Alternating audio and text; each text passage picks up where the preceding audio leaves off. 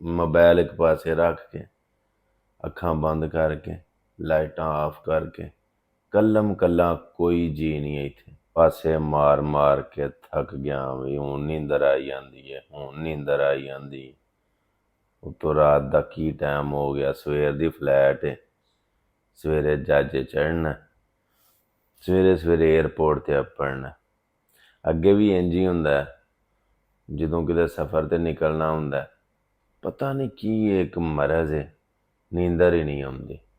ਮਤਲਬ ਖਾਸ ਕਰ ਇਹ ਜਦੋਂ ਪਤਾ ਲੱਗ ਜੇ ਨਾ ਕਿ ਸਵੇਰੇ ਬਾਈ ਏਅਰ ਸਫ਼ਰ ਹੈ, ਬਾਏ ਬੱਸ ਸਫ਼ਰ ਹੈ, ਬਾਏ ਸ਼ਿਪ ਸਫ਼ਰ ਹੈ, ਬਸ ਇੰਨਾ ਮੈਨੂੰ ਪਤਾ ਹੋਵੇ ਨਾ ਕਿ ਸਵੇਰੇ ਮੈਂ ਸਫ਼ਰ 'ਤੇ ਜਾਣਾ, ਬਸ ਥੱਕ ਜਾਂਦਾ ਵਾਂ ਪਾਸੇ ਮਾਰ ਮਾਰ ਕੇ ਨੀਂਦਰ ਹੀ ਨਹੀਂ ਪੈਂਦੀ। ਇਹ ਹੁਣ ਮੋਬਾਈਲ ਇੱਕ ਪਾਸੇ ਰੱਖ ਕੇ, ਅੱਖਾਂ ਬੰਦ ਕਰਕੇ, ਲਾਈਟਾਂ ਆਫ ਕਰਕੇ, ਕੱਲਮ ਕੱਲਾ ਕੋਈ ਜੀ ਨਹੀਂ ਇੱਥੇ, ਬਿਲਕੁਲ ਕੱਲਮ ਕੱਲਾ। ਮੋਬਾਈਲ ਜਿਹੜਾ ਲਾਇਆ ਇਹ ਸਗੋਂ ਸਟੈਂਡ 'ਤੇ ਲਾਇਆ, ਟਰਾਈਪਾਡ ਦੇ ਉੱਤੇ ਲਾਇਆ, ਕੋਈ ਜੀ ਨਹੀਂ। ਮੈਂ ਤੁਹਾਨੂੰ ਹੁਣੇ ਵਿਖਾ ਛੱਡਣਾ ਇੱਕ ਸੈਕਿੰਡ ਦੇ ਵਿੱਚ। ਇਹ ਵੇਖੋ, ਇਹ ਵੇਖ ਲਓ ਇਸ ਸਾਈਡ ਤੋਂ, ਇਹ ਵੇਖ ਲਓ ਕਮਰਾ ਬੈੱਡ ਮੇਰਾ,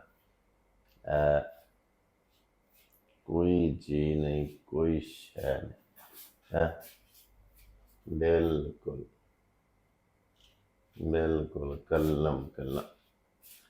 ਤੇ ਹੁਣ ਸੁਬਾਹ ਦੀ ਫਲਾਈਟ, ਸੁਬਾਹ ਇਨਸ਼ਾਅੱਲਾ ਥਾਈਲੈਂਡ ਨੂੰ ਛੱਡ ਜਾਣਾ, ਬੈਂਕਾਕ ਤੋਂ ਅਲਵਿਦਾ ਹੋ ਜਾਣਾ, ਅਗਲਾ ਸਫ਼ਰ ਇਨਸ਼ਾਅੱਲਾ ਸ਼ੁਰੂ ਹੋ ਜਾਣਾ। ਅਤੇ ਅਗਲਾ ਮੁਲਕ ਕਿਹੜਾ ਵੇ ਉਹ ਮੈਂ ਇਨਸ਼ਾਅੱਲਾ ਜਿਵੇਂ ਇੱਥੇ ਥਾਈਲੈਂਡ ਪਹੁੰਚ ਕੇ ਦੱਸਿਆ ਸੀ, ਇਸੇ ਤਰ੍ਹਾਂ ਹੀ ਇਨਸ਼ਾਅੱਲਾ ਕੱਲ੍ਹ ਮੈਂ ਅਗਲੇ ਮੁਲਕ ਜਾ ਕੇ ਪਹੁੰਚ ਕੇ ਤੁਹਾਨੂੰ ਅਪਡੇਟ ਕਰਾਂਗਾ ਕਿ ਹੁਣ ਮੈਂ ਕਿਸ ਕੰਟਰੀ ਦੇ ਵਿੱਚ।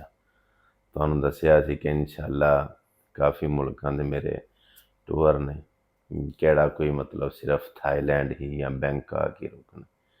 ਹੁਣ ਮੈਨੂੰ ਪਤਾ ਨੀਂਦਰ ਤਾਂ ਪੈਣੀ ਕੋਈ ਨਹੀਂ, ਅਤੇ ਜਿਹੜਾ ਨਿੱਕਾ ਮੋਟਾ ਸਮਾਨ ਹੈ ਬੈਗ ਤਿਆਰ ਕਰਨ ਵਾਲਾ, ਮੈਂ ਫਿਰ ਬੈਗ ਤਿਆਰ ਕਰ ਲਾਂ।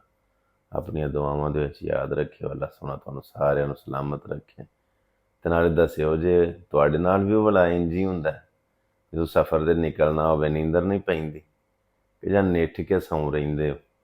ਮੇਰੇ ਨਾਲ ਤਾਂ ਇਸ ਤਰ੍ਹਾਂ ਹੁੰਦਾ ਜਦੋਂ ਸਫ਼ਰ 'ਤੇ ਨਿਕਲਣਾ ਹੁੰਦਾ ਨਾ, ਨੀਂਦਰ ਹੀ ਨਹੀਂ ਪੈਂਦੀ।